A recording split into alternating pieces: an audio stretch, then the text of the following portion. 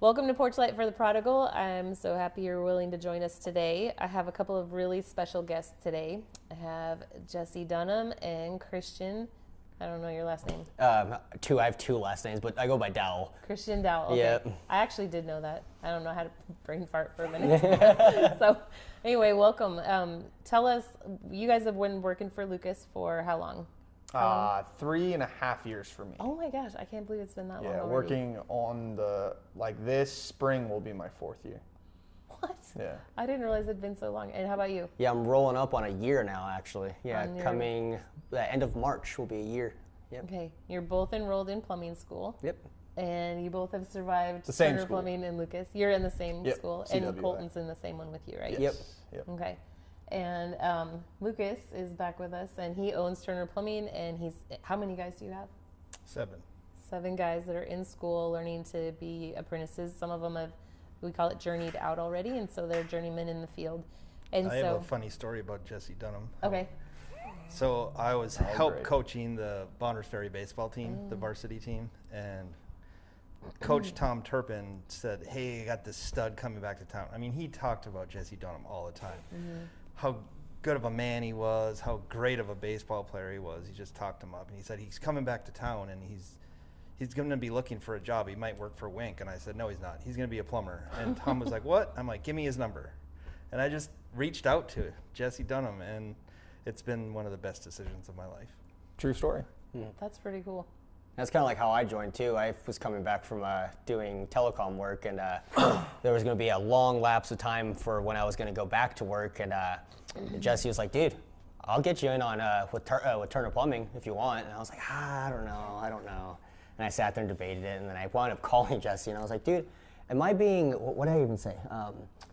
You were like, am I being too selfish enough to not accept the job? Yeah, I'm like, am I just being? Am I putting myself in front of myself and to not accept this? And Jesse was like, well, yeah, you are, and like you're just being too prideful. Like you just need to take what you can get and do it. And I was like, okay. And then he gave me Lucas's number, and then here I am now. Yeah, where you were struggling was you were like, you wanted to do it all on your own. Yeah. You wanted to like find your own job and find your own stuff and do it on your own, which is fine, but you had an easy opportunity to get in with a good company. Yeah, and I just was putting myself in front of myself, and I just couldn't do it.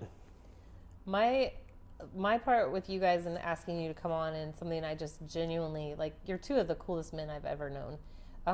You guys are loyal in ways that most people just aren't. And I would like to say that it's just most people your generation aren't. But if there's something going on, I just had a bad week not too long ago.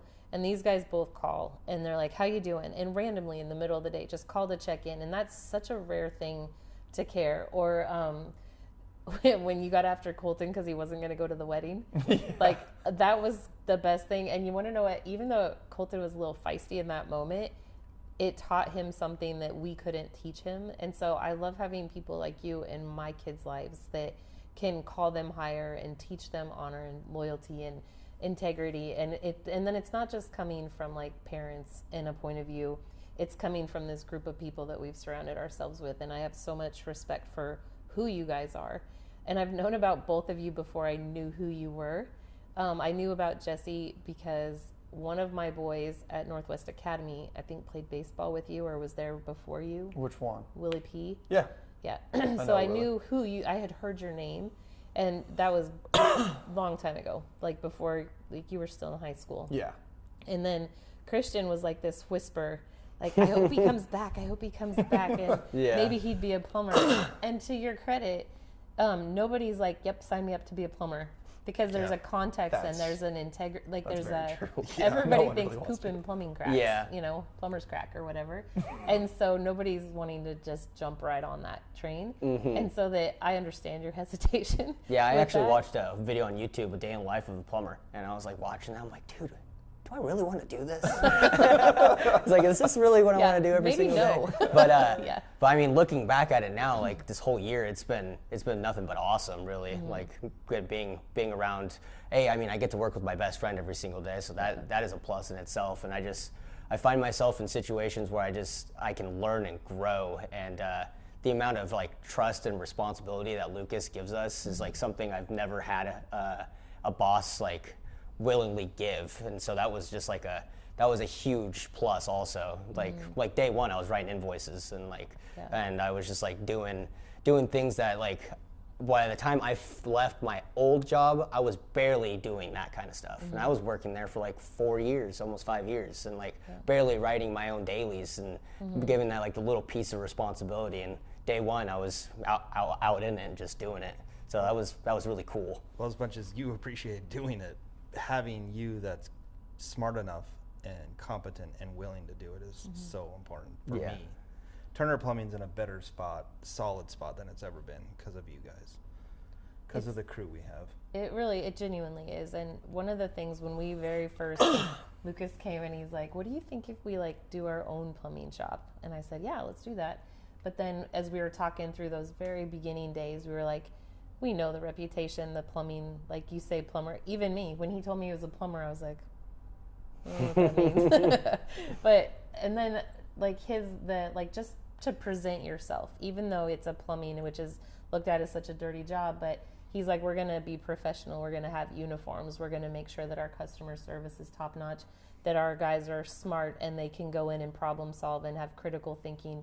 It's so much more complicated than anyone gives it credit for being. For sure. And when you have to go in and you have to solve a problem under a North Idaho house that has been hodgepodge together for 100 years and like maybe it's plumbing pipes or maybe they created their own plumbing pipes, like you don't even know what that stuff is, and so to go in and fix something that's already a mess requires something more than you get from a textbook or from a school. And as we were building our team, that's something we really wanted to have, is not just guys that have the critical thinking skill, but the integrity and the willingness to present themselves as professionals, and you guys both do that very well.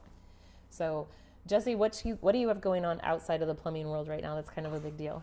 So my life is actually kind of crazy. I have a lot going on. So I'm Sandpoint varsity baseball head coach.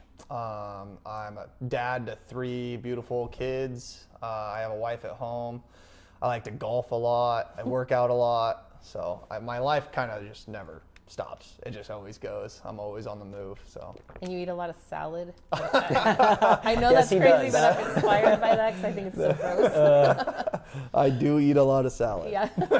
I'm always impressed. You skipped wing night to work out, so. Yes, I did. I did skip wing night to work out. Well, and that's kind of cool because not only do you have this new job as a baseball coach, a head baseball coach for a pretty decent sized school, you get to keep yourself in the kind of shape that you're requiring them to be. You're not just yelling at them from the sidelines, you're participating with them. And I think that Peyton said something to me about that. He said, I am always more inspired by people that can do the thing with me than yell at me to do the thing they can't do. Yeah. And I think you keeping yourself in shape and taking care of yourself and being that example is going to speak huge to the young men you have underneath you. For me, I wouldn't ask them to do something that I wouldn't do myself. So like if I'm asking them to do a drill, like I even go out there with my guys and take ground balls and I get in the cage with them. So like if I'm asking them to do something that I wouldn't do,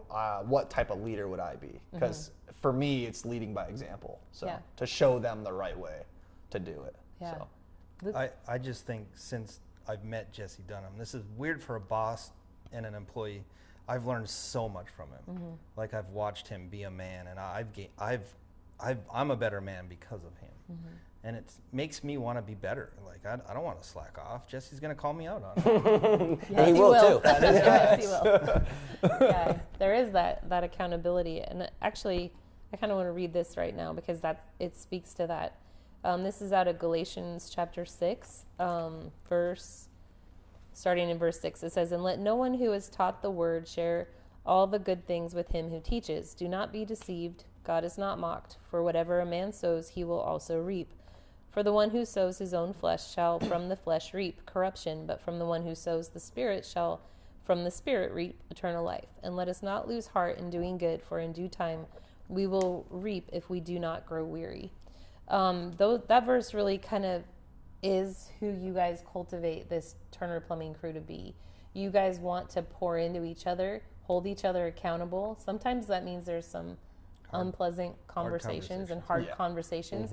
And it's not to cut anything down, it's to build it up. And so I really admire that in what you guys are building it for Turner Plumbing. What about you, Christian? What's your story right now? Well, I have a beautiful daughter, and we're working on number 2 as we speak. So that's pretty exciting. We've been working on that for quite some time now. So that's really exciting. I got a wife at home, and plumbing full time, and I aspire to be a decent golfer. So that's going to take many years. So, but I'm just aspiring. We got this crummy old golf cart, and the guys we wrapped it with the Turner Plumbing logo, and the thing sounds like a chainsaw out there on the golf course. Yeah, you'll never lose us on the golf course. Yeah. You'll know which hole we're on. Yeah, people notice too. They always comment on the golf cart. Yeah, they know when we're out there. So funny. I love it because when I'm going home and I see the trailer up there, you guys are loading and unloading the cart. And we are there a lot. Yeah, so we were there a lot this last year. Yeah, we bought memberships, and I think we made our money ×2 on that membership. So yeah, so that was pretty sweet. A lot, yeah, so. That's awesome. Well, you have 3 boys, and you have 1 daughter and another one on the way. Yep. That's exciting because you're starting this next generation, and I love that we get to kind of watch that grow and see the kind of men you are and the dads you are and the things you guys have going on. I like your families because you allow your wives to stay home. You work your butt off, and you live within your means, and then your wives and mothers can stay home with their kids. That is so important in our society today. That's like unheard of. For sure. And shout out to them. They, for real, man, they go through a lot just taking care of all the kids at home. So shout out for them. Yeah, no, that's not an easy job, like staying at home and not having like any other outlets, because like the only outlet I guess my wife has is me when I come home from work. So like that's like her moment of peace is when I get home, because I know dealing with and teaching, especially teaching kids, is not an easy task. So yeah, we own that preschool in town as well in childcare, and if I could ever talk myself out of having a job, that's the one I would talk myself out of having, that I could talk other people into making that sacrifice that you guys are. No matter how awesome the environment I provide at that preschool is, no matter how many activities we do, no matter how strict my rules are on hiring people, I don't ever get to be that child's mom. And so that's such a big deal that you have people that are completely tuned in and invested to your babies. That's a big deal. Yeah, and your wives Ashlyn and Brooke are amazing. Yeah, they are. They are. They're awesome women. When you hear the phrase cycle breaker, what does that mean to you? When we talk about cycle breakers, we've talked about it in the plumbing shop. We've talked about it just even in our dinner conversations with you guys on wing night or whatever. Like, what does cycle breakers mean to you guys? I would say it means like looking back at like how I was raised and learning from that, and like and seeing a different way of going about things. Because like when I was a kid, like my mom did her best. I mean, she was a single mom. My dad wasn't around, so my mom had to be the mom, the dad, and bring the money home all at the same time. So like I see that, and I want, and that's one of the reasons why I like kind of not necessarily push, but like have Ashlyn stay at home, is because like I want her to have that bond with our kids that I necessarily didn't have, and being like more emotionally present and all that good noise. Yeah. How about you? For me, so in my eyes, there's 2 ways to go about it. You can either go down the same path that your family went down, whether it's bad or good, or you can choose to go the opposite direction. For me, I chose obviously to go the opposite direction. I didn't want to be around alcohol. My family struggled really bad with alcohol, and my mom eventually caught up to her and she passed away. But it ruined my family. It tore them all apart. So I didn't want that to be a part of my family. So we don't do any of that right now. So yeah, that's awesome. Was there a moment where you were like, I'm not doing that, or was it just kind of always there as you were growing up that I'm just going to do something different? Yeah. So when I was growing up, I didn't really know any better.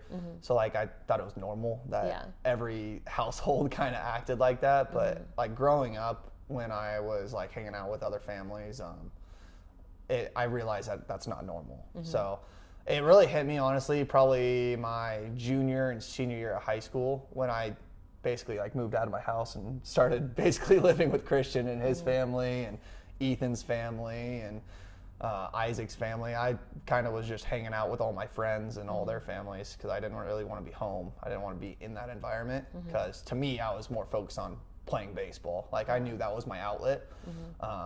That was my way out of this situation that I was in. So I knew I had to take that serious. So that was when I realized that was when I wanted to change and break the chain. Yeah.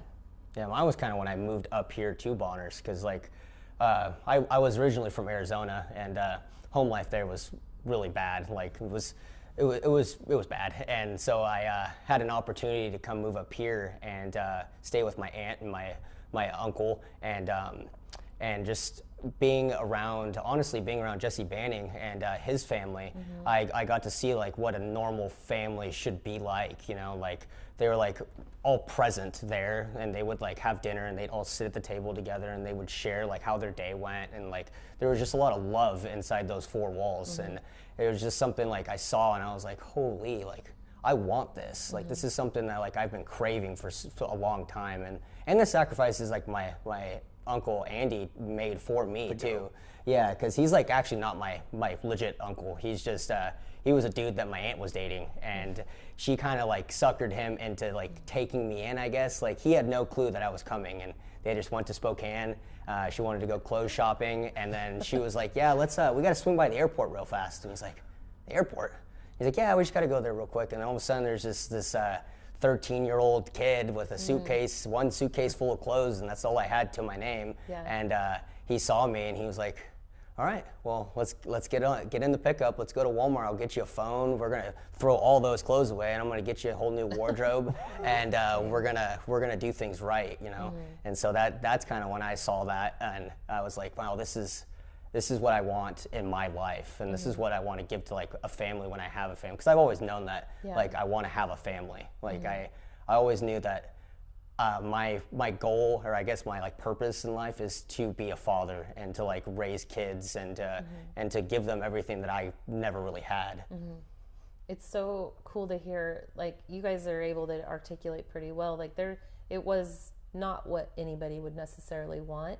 But there's pieces of it that were good that you can hang on to and you don't have to repeat the bad part. Oh, yeah. You can leave that behind you and just focus on what it is you want to change.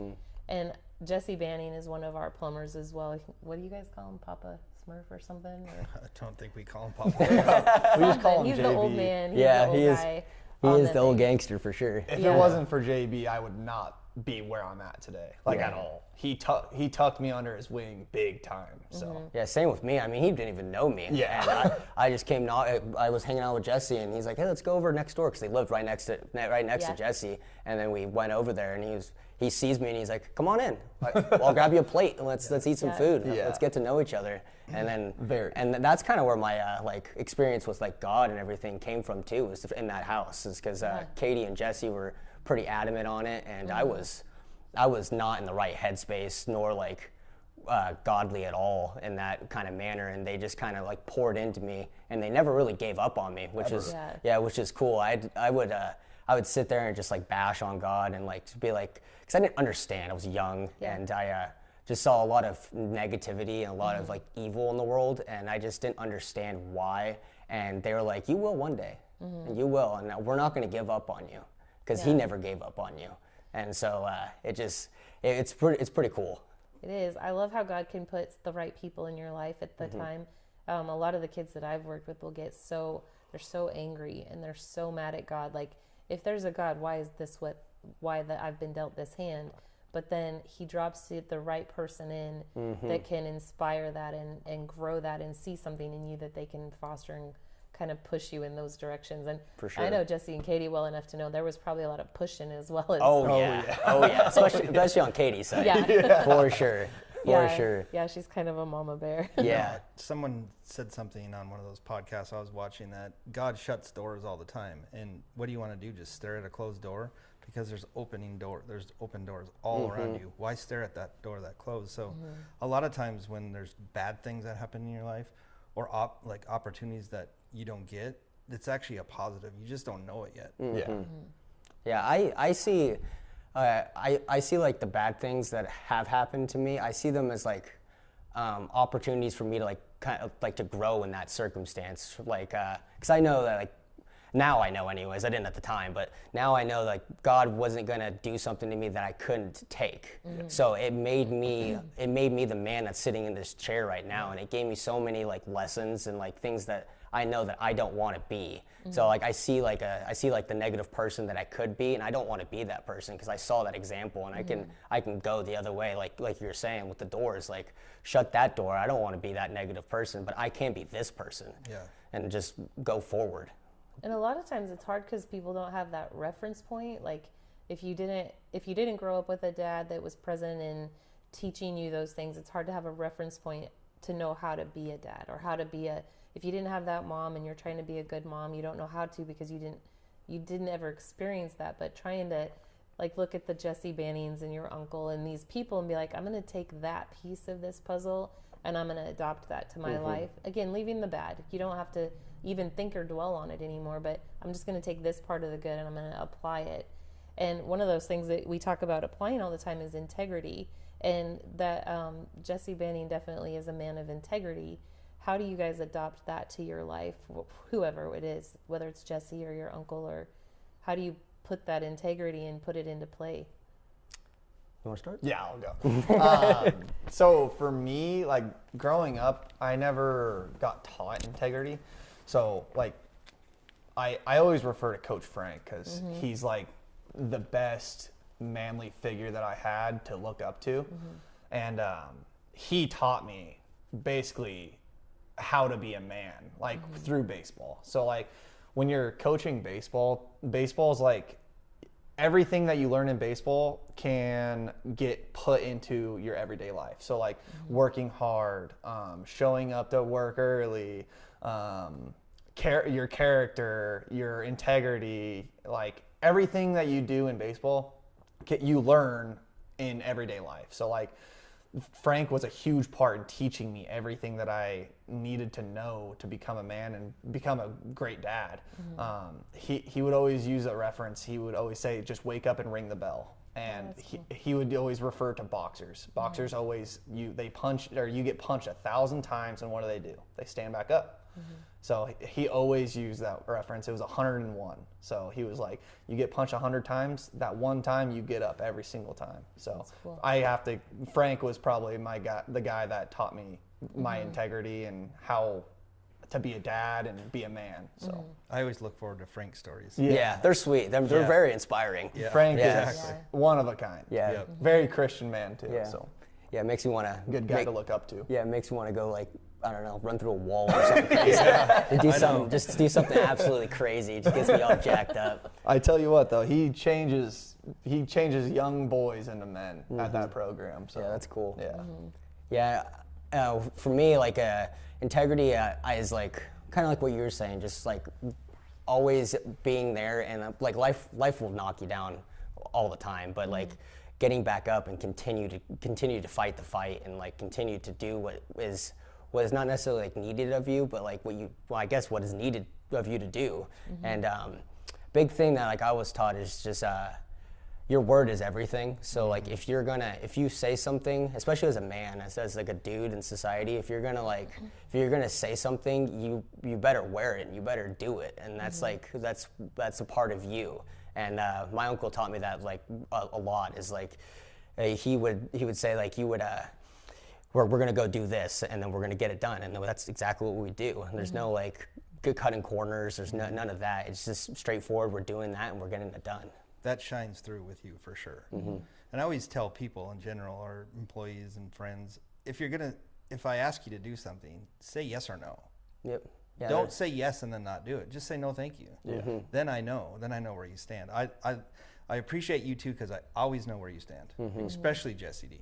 Like, I mean, and you're a lot like Jesse D, but you're a little more calm and kind. Yeah. Jesse D is a little more intense. Yeah. And I'm more tentative. And you guys together as a plumbing team and a friendship, you guys are amazing. Yeah, that's why I like working with Jesse too, is because like I feel like whenever we fall short, we know how to pick each other up. Like I can tell when Jesse starts getting a little frustrated, like when we're doing something and something's not going as smooth as it needs to. I'm like, okay, Jess, how about you take like 5 seconds and let me do it, and before I break a pipe wrench. Yeah, like let me step in here, and I know I can do it, and then you just take your second, and then we're back at it, and we're just smooth sailing, you know. I love that we can have these conversations because I've worked with so many kids, and sometimes finding that thing that inspires them to do exactly what Frank and your uncle have done in your lives, or Jesse D. I always wonder, is it something that like God has wired within you to overcome? And that's kind of the next question is, do you think that grit is something you're born with or something that's forged into you because of life? Because I think of you two and Lucas's story. I think of my dad. And there's something that's so special about who you are as men and how you live.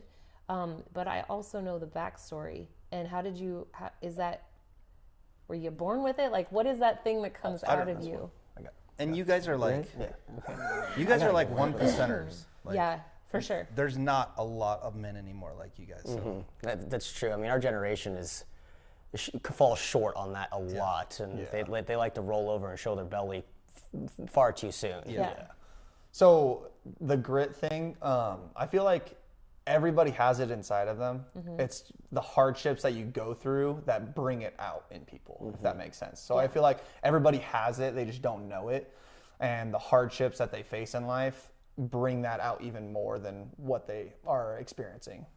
Do you think you chose, though, to not be a victim because, or like, did God put the right person in your life at the right time that helped you not quit? Like, how did you not quit? That's a good question. Yeah, I mean, follow up what Jesse said. I think it's a little bit of both. Like everyone has that grit inside them. It's just like when a challenge is presented to you, what are you going to do? Like, are you gonna? It's like that fight or flight. Like, are you gonna sit there and are you gonna run, or are you gonna push through and continue on? And some people don't face challenges like that. You know, like when I was a kid, I used to get beat on like quite frequently by my stepdad, and like. Yeah, I was a little kid, so like I'm sure I ran a lot, but like at the end of the day, I still got up and I still did what I needed to do because I had a little brother and sister in that same environment, and I knew that if I didn't take those punches, someone else would. So I knew that if I didn't get up and I didn't do what I had to do and put a smile on my face and as it was going on, then who else was going to do that? Because I wasn't going to let my brother do that, nor was I going to let my sister do that either. Yeah. So I think that's the exact definition of integrity, right? Yeah. Oh my gosh. But again, 100%. you were so little, so like part of me thinks there's something, because I'm working with a family right now, and the little boy is exactly what you just said, and I know that, but I don't know how to it's hard to figure out how to get in there and help and figure out, all those dynamics suck. They just do. But this little boy has that same like protection, integrity, and he's like a little bitty guy, So it's so interesting to see how small you can be and still have that thing. And I'm so intrigued. What will it look like in 20 years? Right. When he's older, will he still have that same spirit of fight in him and Or protection? Or will he roll over and be the victim? Because it's easy in our society, like you said, it's almost the norm to be the victim, and you guys are not. Yeah, well, that's like the easy way out is like playing the like, well, all these bad things happen to me, so you should feel bad for me. Well, and I don't know, like me personally, I don't want people to feel bad for me. Like that's not what I'm here for. Like I want to persevere because I can, and I know I can, and it's just, I don't know, like that victim. I mean, Jesse and I have talked about that a lot. Like there's a lot of people, like my cousin's like that. She has that same sort of thing, and she left way before it even got bad, and she still wears it on her sleeve. Like she's got something. She's better than people because she went through something, and that's not the case at all. And there's a lot of people in the world like that. Like choose to play the victim when they could easily just not play the victim and buck up, just pull up your bootstraps and go to work. Where do you think that you guys are able to find that intensity to keep going now? Like, where's your intensity come from? My family, I would say. Yeah. Like, my family gives me a lot of drive, because especially like now that my daughter's a little older, like some days are tough, you know, like everyone has tough days, and I usually don't show that kind of stuff. I usually try to be, I'm a happy-go-lucky guy. Like, I try to look at everything with like a optimistic twist on it. But some days are tough, and I get home, and the first thing that I see when I open the door is my daughter, and she sees me, and her whole face lights up like a light bulb, and she's like, Dada, Dada, and she comes over and gives me a big hug, and I just know that, like, if I don't continue doing that, like, I'm her whole world, and if I come home and I have like a negative connotation of myself, or like I like project that onto her, then that's not fair to her, and she looks forward to that one moment every single day, and she lives for that one moment every single day. So I'm going to give it to her every single time I walk through that door. Yeah, that's very cool. For me, it goes back to like the whole coaching thing. I want to lead by example. So I want my kids, my 3 boys, to see how hard I work and how much integrity I have, how much intensity I have, and I go about life. Because I feel like if you don't have intensity in life and you're not always trying to get better, you're getting left behind. Like, there's always someone in the world that is trying to get better and gonna be better than you. And in my head, like, from baseball background, I want to be the best no matter what. So, and I'm probably the most competitive person that you'll ever meet. I want to be. I'd agree. I wholeheartedly do want to be better at everything than anybody. So. Yeah, I'm a pretty competitive person myself, but Jesse's got me beat in that aspect too. Like, I do not like losing. That's not. Like, I don't know how people can be okay with second place. Yeah. But I like Jesse's just through the roof on that for sure. I'm very competitive, and I feel like that helps out in life, because if you're not competitive in life, then you're just being stagnant. You're just being even keeled, and you're not gonna be successful in life. So yeah, Jesse and I say this. We have this saying that we say all the time. It's the life goes on with or without you, so you might as well keep on going. Yeah. So like, and if that kind of falls into the whole like being comfortable. Like, once you find yourself being comfortable, then that means you're still, and you're not progressing, and being uncomfortable is okay. And that's I feel like that's when you grow the most, is when you're in the most uncomfortable states. Yeah, that's absolutely the truth. So you guys are kind of like you guys were Mario and Luigi for the parade. You're like our Mario and Luigi team. So you running that back next year. Yeah. And you guys have been friends for how long? Since I moved up here. Yeah. Was it 8th grade? Yeah, Jesse was like one of my first friends when I moved up here. Advisory? Yeah, it was Ethan Erickson and then Jesse were my 2 first friends when I moved up here. And I moved up here like the 3rd quarter of 8th grade year. Yeah. So that's cool. What, we're 26, turning 27 now? I'm 26, yep. So you're turning 27 this month. Yeah. So however long that is. 14, I think, something like that. 13, I think. Yeah. We were 13 when we... Yeah, 13, 14, yeah. So something like that. Yeah. Yeah, long time. Cool. Yeah, half 13 your life years now. Yeah. About half your life. Yeah. So how important is not just your friendship, but surrounding yourself with people that can hold you up and hold you accountable? Oh, geez. What does it mean to you? Very important. I mean, it's the most important thing to me anyways. I think me and Christian connect because we think like-minded, and we like challenge each other, and we've been through our battles like multiple times. So I mean, we've almost fist fought a few times. Yeah, and at the end of the day, we realize that we're best friends, and we always, even when we're on jobs together, we always challenge each other because we're always trying to get better. And I feel like it's important to surround yourself with those people, because if you surround yourself with bad people and people that aren't like-minded to you, you're going to fall to their standards. So 100%. Why surround yourself with people that what you're not trying to do, like people that are not like your character, not like you, and you want to be better, then surround yourself with better people. Don't surround yourself with bad people. Yeah. It's pretty simple. Yeah, I had this old coworker, his name is Tom. He used to say this saying all the time, and he said, he said, if you walk with the lames, you walk with a limp. And I mean, that's exactly true. I mean, you start hanging out with people that have like no motivation, then you start to lack motivation. And and you hang out with people that lack work ethic, your work ethic will start slipping. And you hang out with people that just have no patience, and you start to lose your patience. So it's like the same concept. Like, you got to surround yourself with people, and that's the one thing too, is like, you don't choose your family, but you can choose your friends and the people you surround yourself with. Yeah. So if you have a good backing of people, then if you do fall and you feel like you can't get back up, I know that Jesse will pick me up. I know that Lucas will pick me up. I know that Jesse Banning will pick me up. Like, I know that I have this core group of dudes that I surround myself with. Even Colton, like, I know that he would do the same thing too. That if at the end of the day I can't get up, I know that one of them will be screaming in my face, telling me to get my butt off that ground. Yeah. You had someone in your life like that in your moment, Mike, when things were pretty crummy. Mike DeRosier. Yeah, Mike DeRosier. Yeah. He didn't give up on you. Yeah. And then it mattered probably more in the outcome of your life in that moment than you gave it credit for in that moment. In that moment, yeah. But if anybody ever brings up Mike DeRosier, I have a special place in my heart for him, because he was there when I was at my lowest, and he never judged me. He was just always very, very helpful. My favorite story is the one about him making you go to church with him that day. He came over and I was hung over. I don't even know if it's called hungover at that point. Probably drunk. And he comes to my door and he's got church clothes on. He's like, "We're going to church." And I'm like, "No, we're not." And he's like, "Yes, we are." And I was like, "Fine." So I get my clothes on and we go to church, and I am feeling terrible. But it was just one of those steps towards my sobriety.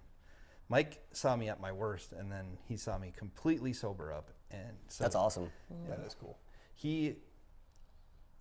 So I moved to North Dakota, and I left my kids and my ex-wife at the time because I knew I needed to get away to get sober. So I went to North Dakota to get a plumbing job and 100% quit drinking. And Mike worked in North Dakota at the oil fields, and he offered to go out of his way to go pick up my kids and bring them to North Dakota for the summer. Oh, wow, that's I could awesome. have a summer with my kids. How'd you meet Mike? From Bonners Ferry. Oh, okay. Yeah. So you knew him before you went to North Dakota? I actually knew his brother before. I knew Dave DeRosier. If you guys know Dave. I know Dave. So Mike has a good heart all the way through. Yeah. He does. Yeah, those friendships are important. I think as kids, everybody wants to have friends, and I actually spent some time with the family this morning, and they're like, "Well, our kid, she just wants to have friends so bad, she doesn't know how to do it, and she'll pick anybody." And but as you grow and you mature in those relationships, I can count on just a small handful of people that are kind of my people, especially in women that I've had that are like the ride or die kind of people. And right. It's so important to have people that will be the ones that yell in your face and make you do the thing, hold you accountable, but also are encouraging you along the way. Yeah, I know if I fall short, I know Jesse will immediately tell me, like, dude, you need to pick it up, dude. Like right now. I'm like, you're right. I've actually done that a few times with some of our friends. Well, even me too. Like when I was in college and I was not doing what I should have been doing. And Jesse would literally be like, "Dude, what are you doing, dude?" And I'm like, "I don't know." Like, I literally don't know. And he's like, "Dude, you need to figure it out." And then I would figure it out, and then Jesse would be right there still, like, and he's like, "Glad you're back, buddy." Glad you're back. That's the prodigal son right there. People mess up, all of us, and if people mess up and you don't accept them back when they get better, what's the point? You got to give people grace. I've done that a couple times with Christian and Dylan Banning as well. You had a friend call you not long ago, and the way you handled that was impressive. Yeah, Kevin Olmstead. He's actually my old assistant baseball coach, and when I left Lassen, he was the coach at Oregon Tech, and that's where I ended up going because Brooke was pregnant with Dawson, so I had to stay close to home. And so Kevin transferred to Oregon Tech to be the assistant coach, and then I went to Oregon Tech because of Kevin, basically. He basically got me a scholarship there. And he called me, and he was so scared because they're having twins, and he's coaching baseball in Georgia, and he was going through it. And it's funny because he was going through the same thing I went through when I was playing college baseball, and I found out that Brooke was pregnant. I lost it. I was like, I don't know what to do. Like, I'm playing baseball. I have my whole life planned. I was committed to go across the country to Nebraska and go play. So I was like, what am I going to do now? Like, I'm stressed out. And he was going through the same thing. And he called me and was like, hey, how did you get through that? Like, what did you do? Thank you for joining us today for Porch Light for the Prodigal. I hope you'll join us back for part 2 with Jesse and Christian next week. Their story is amazing. Watch all the way to the end. They have so many good things to offer. Their story inspires me every day. So please join us next week for part 2.